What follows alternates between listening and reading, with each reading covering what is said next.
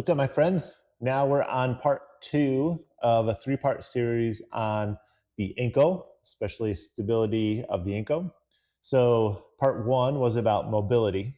So you want to check that one out first, and I'll put a link for that one. And then secondly, today we're on stability. So we're working on strengthening some foundational basic strengthening. And then part three, we'll take it to the next level, work on strengthening plyometric piece. All right, so let's get into stability of the ankle, especially important if you have a history of ankle sprains. You know, once you get beyond a certain point with your ligament being stretched out. So remember, ligaments, they're different than tendon muscle. Ligaments don't contract like tendons and muscle do. And once they're meant to be like kind of leathery straps, you could think of, and they connect bone to bone, right? So they provide the structural integrity. But once you stretch a ligament beyond a certain level, this is why certain people just are lax then for good or for life, because they have lost that leathery toughness to their ligaments. They're stretched too far and they don't really heal if you stretch them too far. So what do? We can't just get new ligament. We can't grow new ligament. And if you have a history of ankle sprains not coming back, then you're going to need to use the backup plan. The backup plan is twofold. It is your muscle strength around the joint, in this case, the ankle. And not only the strength, this is second part is super important in the ankle in particular, but it is your joint awareness, neurologically training your certain specific types of nerves. They're called proprioceptors. They are really dense in the feet and ankle because that's giving your brain constant feedback to where you are in space, if your ankle or your foot is on uneven ground, and to adjust it. If you're going uphill or downhill, your brain knows that because your ankle, those proprioceptors, those nerves are sensing your joint position, constantly giving feedback. It's really pretty wild. I mean, you're getting dozens of signaling up your spinal cord into your brain, usually mostly the cerebellum, the back part of your brain. And then your brain sends forward a correction, different correction signaling to the ankle and the foot and other muscles all over. So including your leg and your back and everything. And this is going on dozens of times per second, this feedback, feed forward loop. So that's your twofold backup plan, your strength around that ankle, strength being muscle tendon, and then the other thing being your joint awareness. Improving that, you can improve that, and it takes a lot of single leg activity to improve that. So let's get into it. First ones, I'm going to show you from a distance. Right here, I have a little bit of a wedge. This is a 15-degree wedge here. I got this from Rogue. It's very nice, very expensive, but lasts forever. So this is good stuff. You don't have to have a wedge. You can just have a straight step or use your step at home. And so I'm going to show you a couple ways to do these first ones. So let's pretend this is just a flat step. What you want to do is get your heel off the edge. This is like the mobility one we did. You can do whatever you want with this foot, just have it off the ground. And you're going to start with knee straight. You're going to start with a deficit heel raise. A deficit heel raise. So I've got some support for balance right now because I want to work that strength.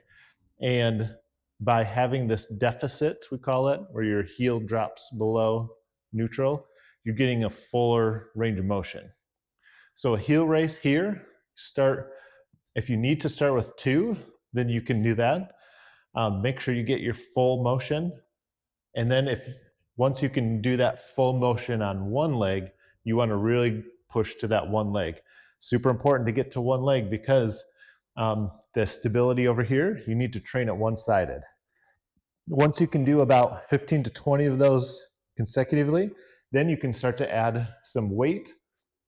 And if you add it in the same hand, like I am here, then it's going to be a little bit easier than if I put it in the opposite hand over here, because now I have a longer lever arm going to this leg that's on the ground.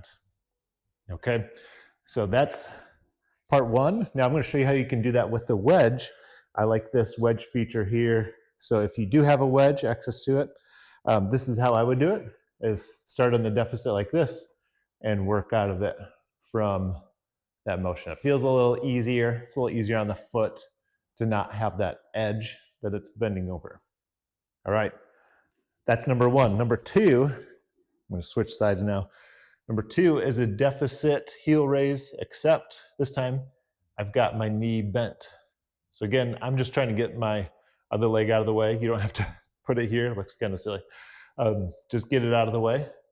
And you're going to do a heel raise, but don't straighten the knee. Don't get out of that squat. You're going to do a heel raise from here. And you might feel a bouncing. You can probably see that a little bit. That's just reflex. That's okay. That's normal. You're not weird.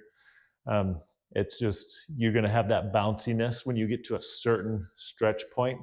So it's fine. So again, with that one, same principle. You can add that weight on the same side once you can get about 15 of those, and then move to the other side to make it a little more difficult, and keep adding weight to progress those. Okay, so next one, we're going to hit something a little different. I'm going to bring you around to the front and show you from the front. So what I got here is working the opposite direction, and this one's often forgotten about. This anterior tibialis, you can see this tendon poking out here. When I pull up, this runs here, attaches up here, tibia. So this is important, part of the important stability of the ankle that's often forgotten about. And that's responsible for pulling up, especially this direction. So what we're going to do is start with two legs. And what you're going to try to do is start from the inside or big toes, come up as high as you can, and then level it out, level your toes out. And I've got hand support up here, so it's not a balance issue. Then reverse it. So outer toes out to the inside. Work 2 feet until you can do at least 20 of those. Then go over to 1 foot, and then you're going to work big toe and then reverse it. Big toe first, and then reverse it to your tip. All right, got that? So those are your starting ones. Let's hit up our next section, and that's going to be utilizing this bench here. So clear my wedge out of the way. All right, no fancy cameraman over here. So what we're going to do here in the modified quadruped position. So coming up here, what you're going to do is like a toe heel raise right here from this position. So you don't have full weight on there, but this is still fairly difficult. This is getting that last extra bit of a heel raise. And you're going to notice it's mostly coming from your first toe. Once you can do about 15, 20 of those, go to 1 foot. You could modify it by touching the other toe back. So you're doing one side, and then get to where you can get it on just that 1 foot. Okay. Then we want a little bit of the stability of the in to out motion of that ankle.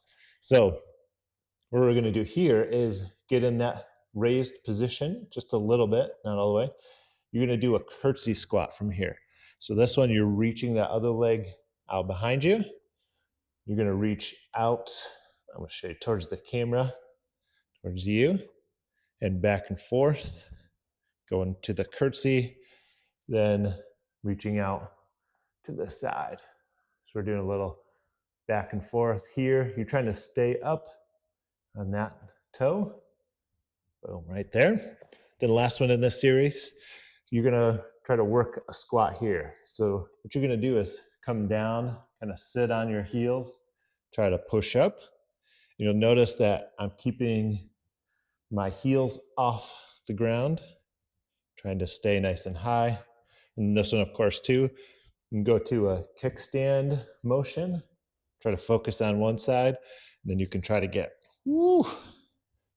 single leg squats that way. Okay, now what I want to show you are a couple functional things I think that are helpful too. So let's do, I'm gonna change my mind. I'm gonna take you over to this one. I think doing this palette press might be a better one to start with before doing the carry. So what you're gonna do, if you know a palette press, is usually just like this, but we got a little tension on there. You're standing feet together, and this is really known as a trunk exercise. Okay, so what I'm gonna do is drop this down and show you what this looks like for working the ankle. So I've got a little squish pad or foam pad you can use. You can use that, you don't have to, or you can be on a kind of unstable surface. My cameraman, bad cameraman. Need to fire him. Okay. Or if anyone wants to work for free, it's my cameraman and hold the camera around while I move around. I'm taking applications. All right, so I'm gonna get one foot on there. And what I would usually do is start with a kickstand. Again, I love this idea, this kickstand idea, because it gives you mostly single leg stance, but it doesn't require a ton of balance because we still want to work on stability for now. So I've got tension on this band, and here I'm doing this Palloff press, forward and back. And all I'm doing though, now I'm changing the challenge by making this ankle do some of the stability work too. And then I can try to go to one leg and work on that as well. Maybe start on a flat surface and work that direction first, and then progress to a softer surface. Okay, good. And then you would want to do that both directions. All right, last one. I'm going to show you a little bit of a carry, and this is a nice progression. You can do a ton with this one. So I'm going to drop this down a bit. And what you're going to do here on this carry is do a suitcase carry, I think is the best way to do this one to start. You can start with just a regular march. You want to get this arm swing in there. Just notice my other hand swinging with that one. Okay, so that's a start. But then what you can do to progress that one is go to a heel raise, boom, and then you're going to feel all that work you put in with those single leg heel raises kick in nice and slow. All this is going to work that proprioception or that balance piece too. So then the other thing I like to do is once you work into the plyometrics, you can work a quick motion where you're really popping up. But then what I want you to do is start to work the backwards motion. So if you remember those tib raises or where we brought the toes up, so you're going to do that now going backwards. So at this point, you're going to pull up, switch, you're walking backwards, pull up. You notice I have to shove my hips back a little bit, squeeze my quads, pull it back, pull it back. So it's a small motion, but you can see that ankle popping up when you do that. So those are some nice progressions. Again, to the stability piece. So work that stability piece, work in that order that it gave you. And then we'll move on to part 3 once you're able to do all those.